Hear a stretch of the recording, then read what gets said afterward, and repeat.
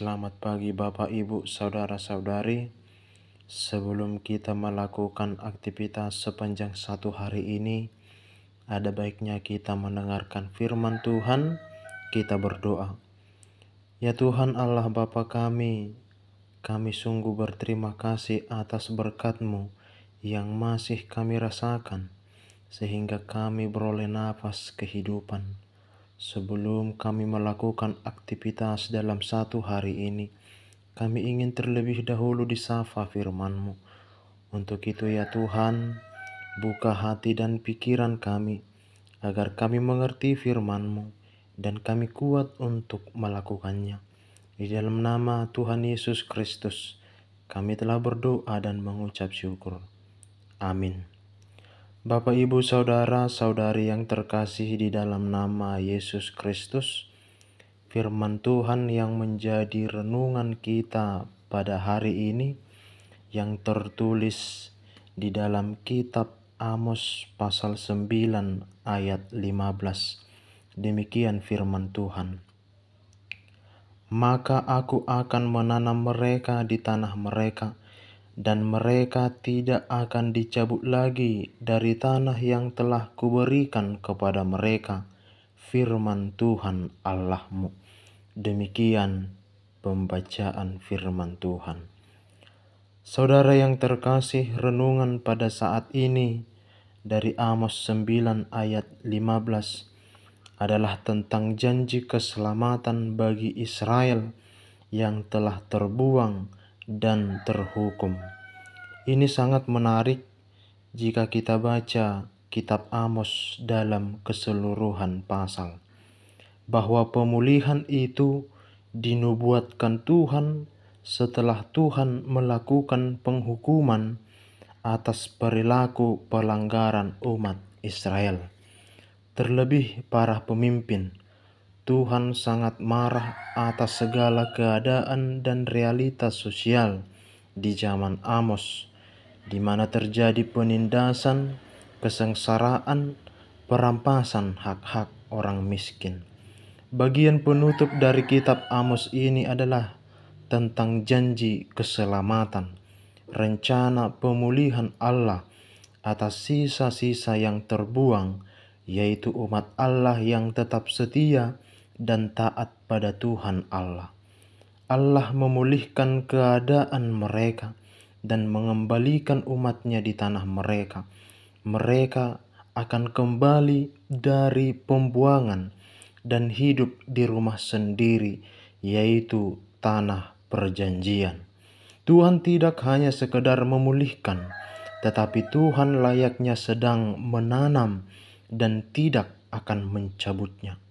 Ayat 15 dikatakan bahwa Allah menanam di tanah mereka dan tidak mencabut dari tanah yang telah diberikan kepada mereka. Keselamatan itu sudah umat terima dengan sepenuhnya. Saudara-saudari yang terkasih dalam nama Yesus Kristus, dari renungan ini bisa kita pahami bahwa Allah itu adalah pengasih dan penyayang, panjang sabar dan penuh kasih sayang. Namun di balik kasih sayangnya, Ia juga dengan karakter pemurka, sehingga menghukum yang tidak taat kepadanya. Dalam Amos pasal 1, Tuhan menghukum umatnya, namun tetap mengasihi, menyelamatkan, dan bahkan memulihkan. Dia tidak selamanya menghukum. Dia penuh kasih sayang dan berkat. Namun pemulihan itu akan terjadi ketika umatnya tetap setia kepada perintah Allah dan mau bertobat dari segala kelakuannya yang jahat. Pesan kitab Amos tidak hanya soal penghukuman dan pemulihan saja, tetapi juga tentang kesetiaan dan pertobatan umatnya.